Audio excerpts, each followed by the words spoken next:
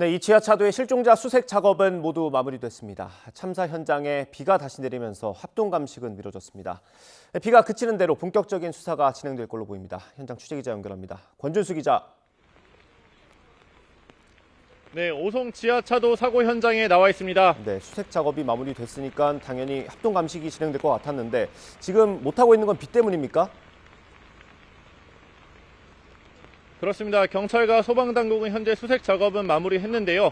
오늘 진행할 것으로 예정됐던 합동 감식은 잠정 연기됐습니다. 보이시는 것처럼 지금 비가 많이 내리고 있는데 지하차도에 물이 다시 차기 시작했습니다.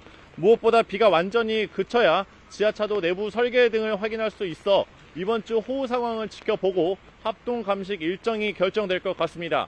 앞서 실종자 수색은 지하차도에 있을 것으로 추정된 인원이 모두 발견되면서 사고 발생 60여 시간 만인 어젯밤 9시 10분쯤 사실상 끝났는데요. 수색이 종료되기 1시간 전쯤에는 지하차도로부터 200여 미터 떨어진 곳에서 시신 한 구를 추가로 발견해 수습했습니다. 시신 인적 사항을 확인해 보니 마지막 실종자로 추정됐던 60대 여성 운전자의 신원과 일치했습니다. 따라서 지금까지 지하차도 침수 사고 현장에서 숨진 채 발견된 희생자는 모두 14명으로 늘었는데요. 중앙재난안전대책본부는 어젯밤 11시 기준 전국의 누적 인명피해가 사망자 41명이라고 밝혔는데 이 가운데 14명이 이곳에서 나왔습니다.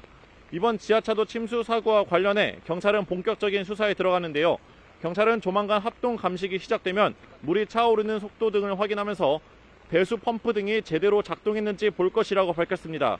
특히 사고 직전 물이 쏟아지는 걸 맡아줬던 둑이 왜 이렇게 쉽게 무너졌는지 공사장 인부와 마을 주민을 대상으로도 조사가 진행될 예정입니다. 사고 당시 지하차도의 교통 통제가 이뤄지지 않은 배경에 대해서도 수사가 이뤄지는데요.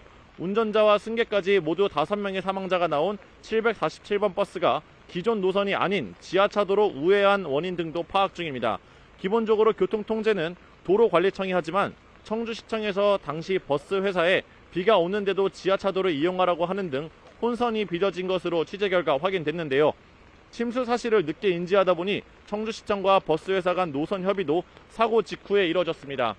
충청권에는 오늘도 시간당 최대 60mm의 많은 비가 내릴 것으로 보이는데요. 무엇보다 시민분들께서 폭우 피해가 이미 큰 만큼 안전에 유의하셔야겠습니다. 내일까지 충청권에는 최대 300mm의 비가 쏟아질 것으로 보여 침수나 산사태 그리고 낙석뿐만 아니라 산사태 등을 조심하셔야겠습니다. 지금까지 오송 지하차도 사고 현장에서 YTN 권준수입니다.